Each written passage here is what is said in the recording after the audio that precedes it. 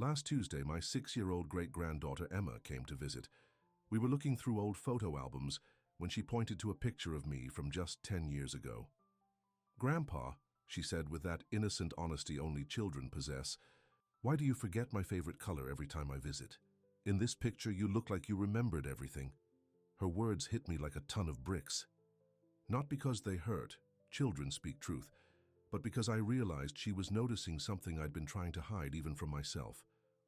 Those little moments of forgetfulness that I laugh off, the names that slip away, the stories I've told, 3 times at the same dinner.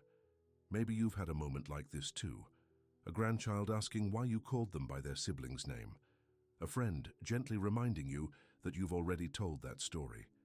That feeling when you walk into a room and can't remember why. The quietly growing fear that your mind, the very essence of who you are, might be slipping away. I'm Dr. Harold Mitchell. I've been practicing medicine for 67 years, and at 91, I still see patients 3 days a week. Not because I need to, but because I've made it my life's mission to help people like you and me navigate the challenges of aging with dignity and hope. When I graduated from medical school in 1958, we knew almost nothing about brain health. Now, as I've watched my own generation age and experienced it myself, I've dedicated the last 30 years to studying how we can protect our most precious asset, our minds.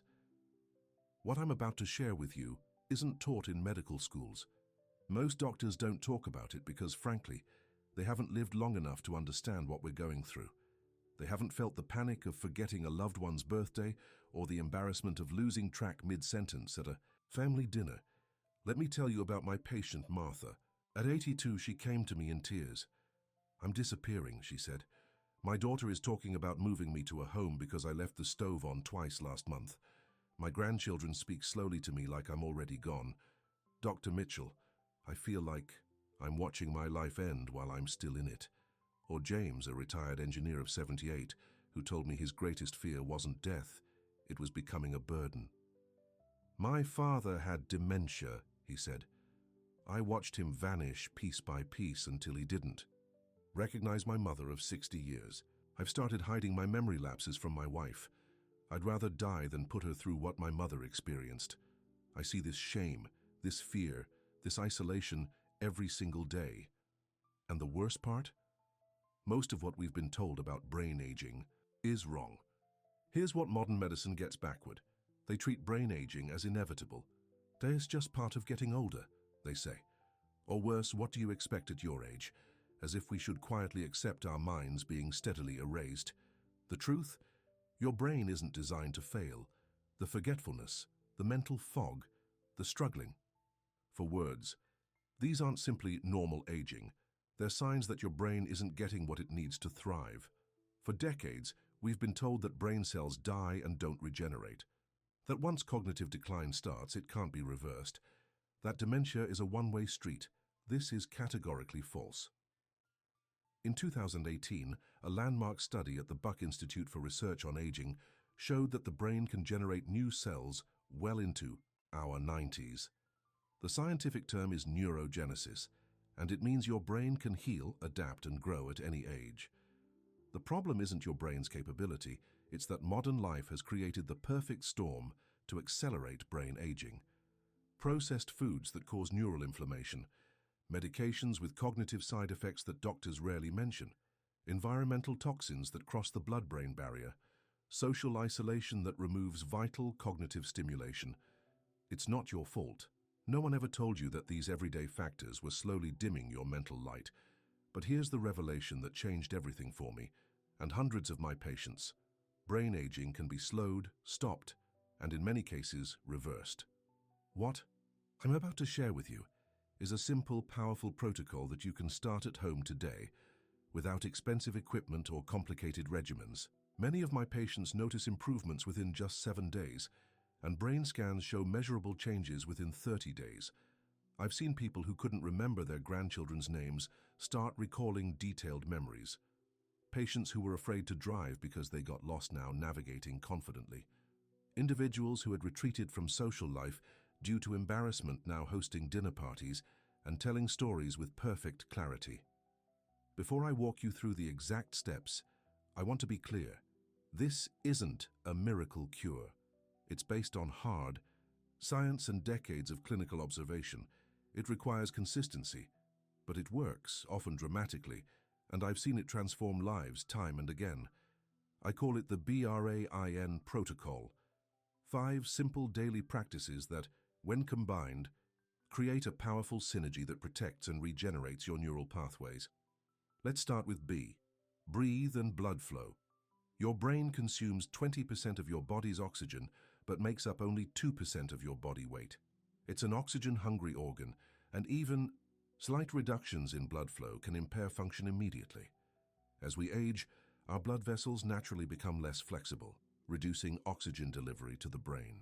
Here's the simple practice that reverses this. Every morning and evening, spend exactly 5 minutes doing deep breathing exercises. Sit comfortably with your back straight and place your hand on your stomach. Breathe in slowly through your nose. For a count of 4, feeling your stomach, not your chest, expand. Hold for a count of 2, then exhale slowly through your mouth for a count of 6. This 4-2-6 pattern stimulates your vagus nerve, which reduces inflammation throughout your body, including your brain. It immediately increases oxygen saturation in your blood by up to 10%. For those with arthritis or back problems who find sitting uncomfortable, you can do this lying down. If counting is difficult, simply focus on making your exhale longer than your inhale. Clara, an 87-year-old retired librarian, told me this simple practice alone made her feel less foggy within just 3 days. "It's like someone cleaned the windows of my mind," she said. After 2 weeks, she noticed she was remembering where she placed her glasses and keys, small victories that meant the world to her. The R in our protocol stands for rhythmic movement. Your brain and body evolved to move. When we stop moving, our brains literally start to shrink. But here's what most doctors won't tell you. You don't need strenuous exercise to stimulate brain growth. What you need is rhythmic, bilateral movement that crosses the midline of your body. This type of movement forces your brain hemispheres to communicate, strengthening the corpus callosum, the bridge between your left and right brain. Here's the simple practice. Walk for 15 minutes daily, swinging your arms naturally. The key is to ensure your right arm moves forward with your left leg, and vice versa. This cross-body pattern activates multiple brain regions simultaneously. If walking is difficult due to mobility issues, you can achieve the same effect while seated. For 2 minutes, touch your right hand to your left knee, then your left hand to your right knee, alternating slowly. For added benefit, do this outdoors when possible. Natural environments contain fractals, repeating patterns that your brain finds both stimulating and soothing. The combination of gentle exercise, fresh air, and visual complexity creates the perfect environment for brain cell regeneration. Thomas, a 79-year-old patient with early-stage Alzheimer's, began this practice daily. His wife reported that after 3 weeks, he started remembering neighbors' names again. After 6 weeks, he was recalling details from conversations they'd had days earlier, something he hadn't been able to do for over a year. Now for the A, active learning and association. Your brain forms new connections whenever you learn something new. But here's the crucial element most brain exercises miss. Emotional association strengthens these connections dramatically. Each day, learn one new thing, a fact, word, or concept, and immediately associate it with a personal memory or emotion. For example, if you learn that the capital of Portugal is Lisbon, you might recall a Portuguese meal you enjoyed or imagine the sunny Mediterranean climate. This emotional linking activates your hippocampus, the memory center, and your amygdala, the Bafei, emotional center, simultaneously creating stronger neural pathways. Start simple. Learn one new word daily and use it in a sentence about someone you love, or read one page of a book on a new subject and tell someone, or yourself out loud, how it connects to your life experience. Margaret, an 85-year-old former teacher, was becoming increasingly withdrawn due to her fear of saying something foolish because of her memory lapses. She began learning one new word daily and writing a short poem using that word. Within a month, she not only reported better recall, but had renewed confidence in social situations. "I have something interesting to contribute again," she told me with tears in her eyes. "I is for intermittent fasting, but adapted specifically for senior brains. Recent research has shown that giving your digestive system regular breaks triggers something called autophagy, your body's cleaning system that removes damaged cells, including brain cells that contribute to cognitive decline. For seniors, I recommend a gentle approach, a 12-hour overnight fast. If you finish dinner at 7 p.m., don't eat again until 7 a.m. This gives your body time to remove cellular debris while you sleep. Water, herbal tea, and black coffee are permitted during this fasting period, as they don't interrupt the cleansing process. In fact, certain compounds in coffee and tea have been shown to enhance autophagy. For those with diabetes or blood sugar concerns, check with your doctor, but most of my patients with well-controlled diabetes do very well with this gentle fasting approach. If you take evening medications that require food, you can adjust your fasting window accordingly. Robert, an 81-year-old with a family history of dementia, was skeptical but willing to try. After just 2 weeks of 12-hour overnight fasting, he reported waking up with more mental clarity. "For years I've had this foggy feeling in the morning," he said. "Now I wake up and my thoughts are crisp. I can do the crossword puzzle again." Finally, N stands for nutritional neuroprotection. Your brain is 60% fat. It needs the right kinds of fat to maintain and repair itself. Yet most seniors are deficient in these essential brain nutrients. Every day, consume 1 tablespoon of extra virgin olive oil, preferably drizzled over vegetables rather than heated, as heat can damage the beneficial compounds. 3 Brazil nuts, which contain selenium, a powerful antioxidant that protects brain cells from oxidative damage. 1 cup of deeply colored berries, fresh or frozen, blueberries, blackberries, or strawberries, which contain anthocyanins that improve blood flow to the brain and reduce inflammation. 2 cups of leafy greens, which provide folate and other B vitamins essential for brain health. For those with dental issues or difficulty chewing, these foods can be incorporated into smoothies. For those on blood thinners who need to monitor vitamin K intake from greens, discuss with your doctor about consistent rather than variable consumption, which allows for stable medication dosing. Helen, a 90-year-old who lived alone and had begun to neglect her nutrition, started incorporating these foods daily. Her daughter helped by preparing smoothies and salads for several days at a time. Within 3 weeks, Helen's word recall improved noticeably. After 2 months, she felt confident enough to rejoin her bridge club, a social connection she had, abandoned due to embarrassment over forgetting card sequences. Now let me share the stories of 2 remarkable individuals whose lives were transformed by this protocol. William was 86 when his son brought him to see me. A retired professor who had written several books, William could no longer read his own work without confusion. He frequently became disoriented in his home of 40 years. His son was heartbroken, watching this brilliant mind fade away.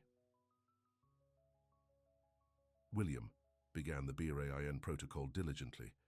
His son called me after just 2 weeks, emotion breaking his voice. "Dad remembered my birthday yesterday. He hasn't remembered a birthday in 3 years." By month 3, William was able to offer thoughtful critiques of his grandson's college thesis, analyzing complex arguments and identifying logical inconsistencies. "I feel like I've gotten my father back," his son told me. William himself said simply, "I feel like I've returned to myself." Then there's Elaine, 79, whose husband died after 58 years of marriage. Her grief was compounded by increasing memory problems that frightened her children. "Mum left a pot on the stove until it caught fire," her daughter explained. "She gets confused about which medications she's taken. We're afraid for her safety." Elaine was resistant at first. Depression had sapped her motivation, but with her daughter's gentle encouragement, she began implementing 1 component at a time, starting with the breathing exercises. Within a month, she was following the complete protocol. 3 months later, she not only managed her medications independently, but had started volunteering at her local library, cataloging books and helping with children's reading programs. I was ready to give up, she told me. I thought losing my mind was part of losing Harold. Now I realize I can keep his memory alive because my own memory is coming back.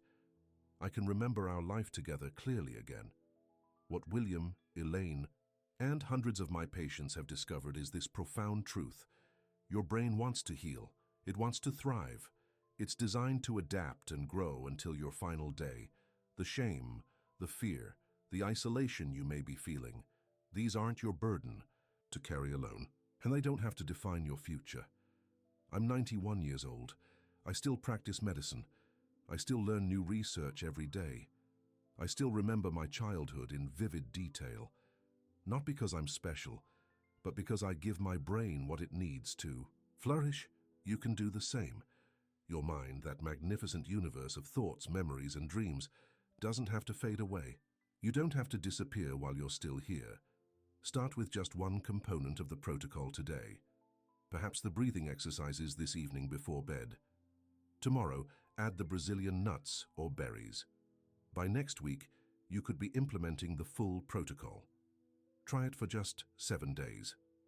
Notice how you feel when you wake up on day 8. Pay attention to the small moments of clarity, the names that come more readily, the decreased frequency of those "why did I come into this room?" moments. Your family will notice the difference. But more importantly, you will feel the difference. The confidence that returns when you trust your mind again. The joy of participating fully in conversations. The relief of knowing you're taking control of your brain health. I've seen too many brilliant, loving, valuable people retreat from life because they believed the lie that mental decline is inevitable. Don't let that be your story.